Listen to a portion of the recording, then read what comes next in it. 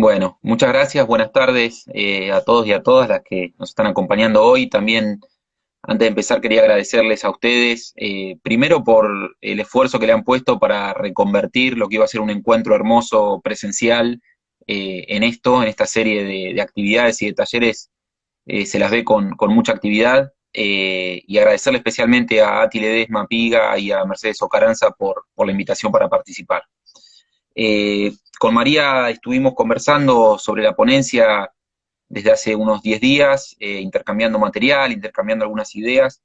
Una primera cosa que me gustaría decir, que ya se la dije a ella, que me parece que es un muy buen trabajo, es muy difícil en solo 5 páginas poder abordar una cuestión sobre la cual se ha escrito mucho,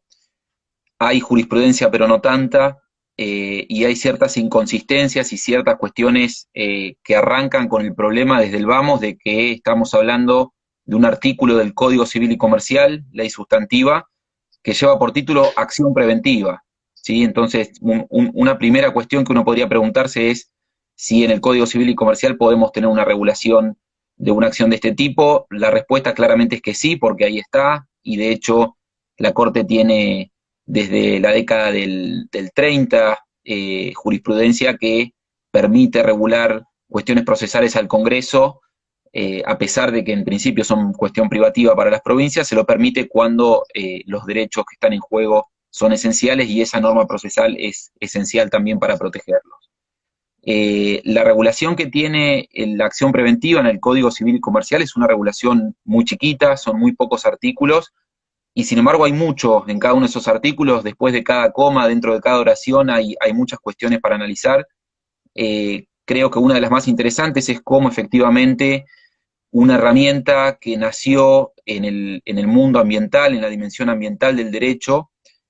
pudo trasvasarse al Código Civil y Comercial, y por tanto hoy es una herramienta que podemos utilizar no solo para el tema ambiental, que es el foco del trabajo de María, sino también para impedir cualquier otro tipo de daño previsible, como dice el 1711. Pero yo veo muy claro el origen de esta acción preventiva en la Ley General del Ambiente, en la idea, en la articulación entre el principio preventivo, el principio precautorio y una legitimación muy amplia en el artículo 30 para hacer cesar ese daño. La Ley General del Ambiente distingue las legitimaciones según que uno pretenda reclamar por la indemnización del daño o por la reparación del daño colectivo o recomposición, de la legitimación para hacer cesar ese daño. En el artículo 30, en la última, sí, el 30, en la última parte del artículo 30 habla de que el amparo para hacer cesar el daño podrá ser promovido por toda persona, con lo cual también ahí hay una discusión interesante sobre si esto es o no una acción popular. Esto lo conversamos también con María. Tengo para mí que no, que hay que demostrar algún interés. El Código Civil y Comercial lo pone en términos de interés razonable para regular esa legitimación, pero claramente estamos hablando de un estándar mucho más bajo del estándar, del umbral de legitimación que se exige para cualquier otro tipo de pretensiones. Y esto no es casualidad, esto está dado en un contexto de un código civil y comercial convencionalizado y de un código civil y comercial que, como bien explicó María y como está claramente explicado en el trabajo, rompió con un paradigma tradicional del derecho privado, del derecho civil, del derecho comercial, como era la reparación y estar trabajando siempre con, como decían algunos profesores, con el muerto arriba de la mesa, cuando en realidad acá la idea es tratar de evitar que ese daño se produzca, y este cambio de paradigma que irradia sobre distintas previsiones del código, creo que acá, en esta acción preventiva, en estos 4 artículos en que se regula esto, 5 artículos, me parece que es clave. Eh, una primera cuestión también vinculada con esto es la necesidad la falta de exigencia de un factor de atribución. El código lo único que exige es un obrar antijurídico, y eso supone que yo no debería demostrar ningún tipo de factor de atribución, cosa que tradicionalmente, y de hecho hasta el día de hoy, en materia de responsabilidad civil por indemnizaciones, es necesario. Sin eso uno no puede configurar la responsabilidad del demandado. Ahora, esto también genera algunos problemas, ¿no? Porque uno dice acción antijurídica, bien, sin factor de atribución, pero alguien tiene que haber cometido esa acción. Digo, en términos procesales, ¿a quién voy a demandar yo? ¿Cómo defino la legitimación pasiva? La legitimación activa es fácil.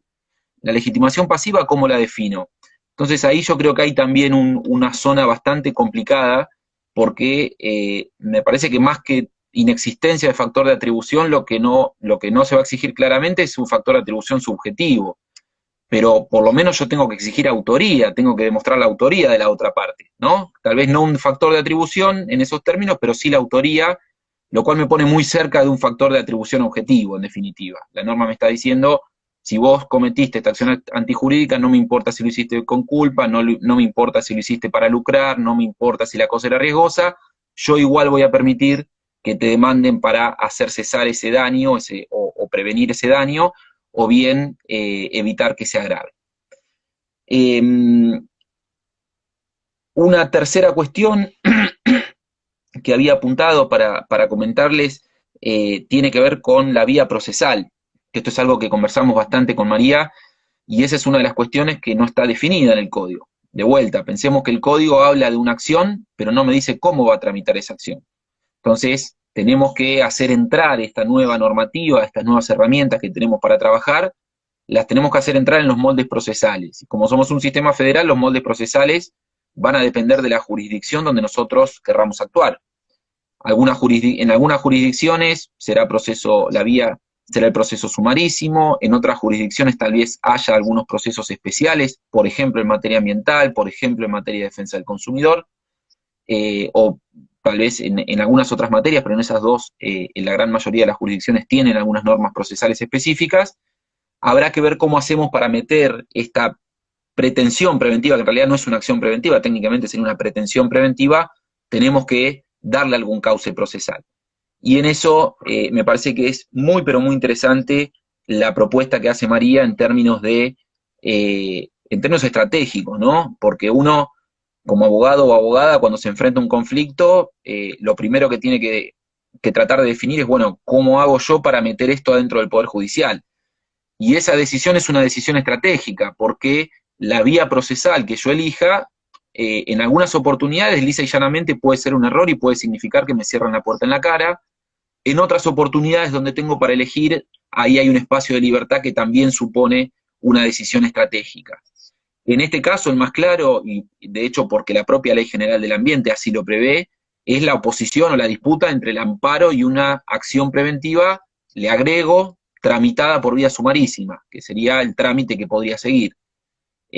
Porque otro trámite que podría seguir, donde está regulado esto en algunas provincias, podría ser un trámite de estructura monitoria, tal vez, donde primero se dicta la decisión, se invierta la carga del contradictorio y recién después se le permita hablar a la otra parte. Sobre todo siempre teniendo en cuenta la finalidad urgente y preventiva que tiene esto.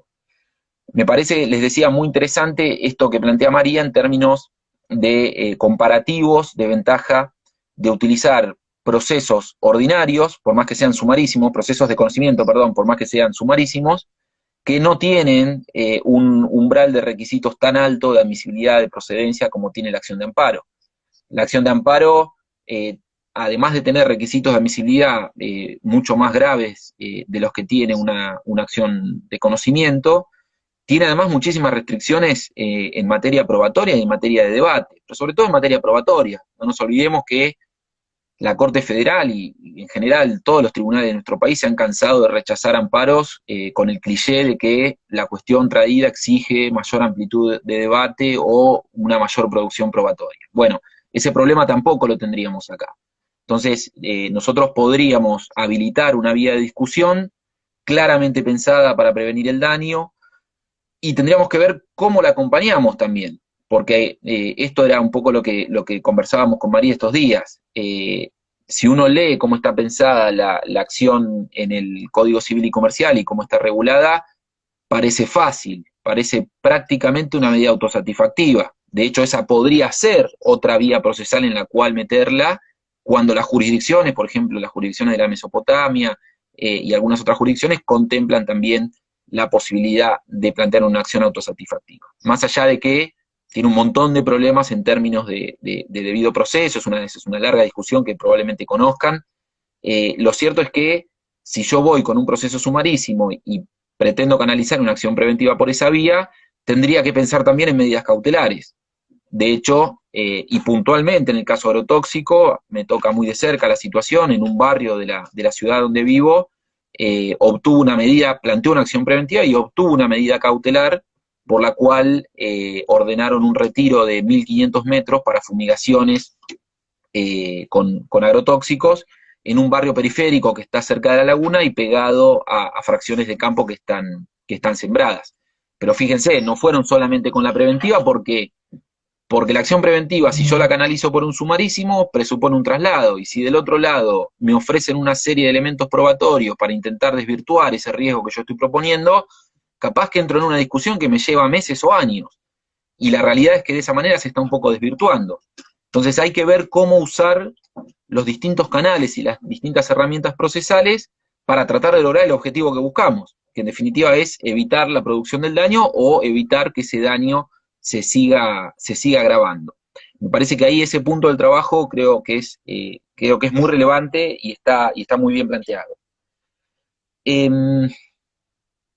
Otra cuestión tiene que ver con el tema de la flexibilización de la congruencia, esto que decía María,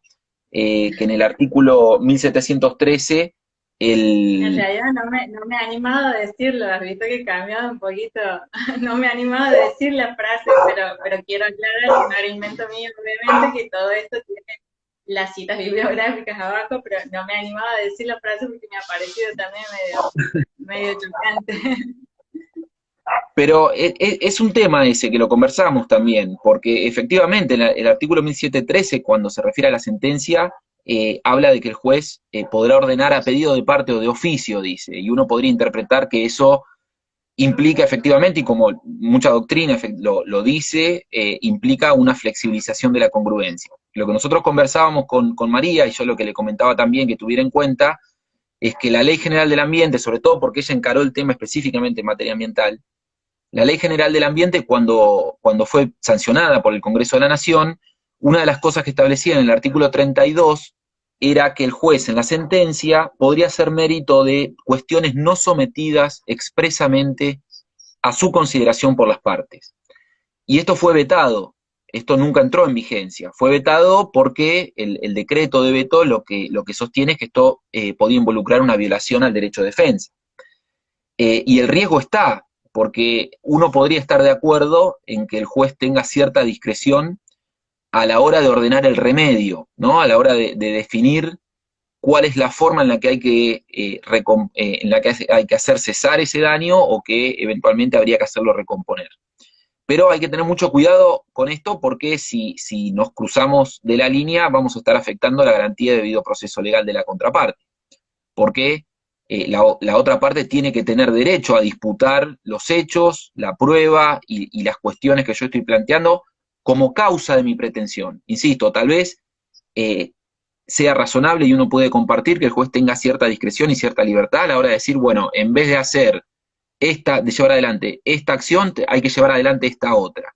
Siempre y cuando esa decisión no presuponga la necesidad de discutir antes sobre algunas cuestiones, porque si no, sí estaríamos frente a un problema de debido proceso por violación del derecho de defensa de la contraparte. Entonces, ahí hay un tema también interesante, también hay que ver hasta dónde los jueces van a empezar a usar esta herramienta de esa manera, pero tal vez esto tenga que ver también con la finalidad justamente preventiva de la acción y con un daño que todavía no se produjo, pero que es previsible. ¿Qué significa esto? Otra vez, a diferencia del proceso tradicional y de la lógica con la que trabajamos tradicionalmente y que aprendimos en la facultad, que nos enseñaba siempre a mirar para atrás y a trabajar con una foto estática del pasado, esto lo que nos está marcando es que vamos a estar trabajando sobre una situación de hecho que va a estar muy probablemente en modificación constante. Desde esa perspectiva parece muy lógico que el juez pueda, al momento de terminar el proceso, no ordenar estrictamente lo que pidió la parte para resolver ese conflicto, para evitar ese daño, sino otro tipo de remedios, otro tipo de medidas, que además implican un abanico muy grande, porque como también comentó María, está bien abordado en el trabajo, la sentencia puede establecer obligaciones de dar, de hacer o de no hacer. Digamos, sentencia es una verdadera sentencia de condena, y dentro de ese espectro de obligación de hacer, por ejemplo, o de obligación de dar, hay un campo muy grande de trabajo que por un lado digamos, por un lado va a estar librado a la discreción del juez, pero quienes trabajamos como abogados y abogadas del otro lado, tenemos que pensar que si el juez lo puede hacer, nosotros se lo podemos pedir. Entonces, también estratégicamente también es una norma que a nosotros nos permite proponerle al juez otro tipo de decisión, incluso después de haber trabado la litis, cosa que en un proceso tradicional sería impensable, ¿no? Claro, no, Y en el campo ambiental esto es todavía más claro, porque el medio ambiente es un bien de tutela preferente, con reconocimiento convencional, con reconocimiento constitucional, y con una norma de presupuestos mínimos a nivel nacional muy, muy buena y muy protectoria, y con criterios y principios desarrollados por nuestra Corte Federal también muy protectorios. Entonces, es un campo donde se combinan una serie de cuestiones muy interesantes